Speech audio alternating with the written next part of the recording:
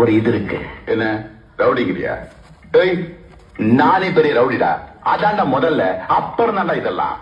ஏய், எடுத்துக்கு வெளிப்படுங்கடா.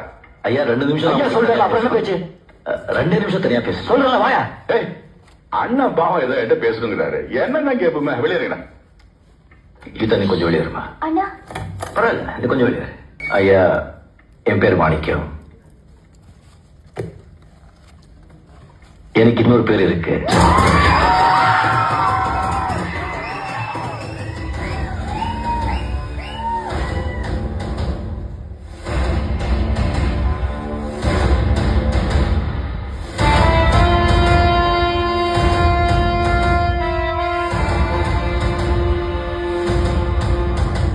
வெளியில சொல்லிட மாட்டீங்களே.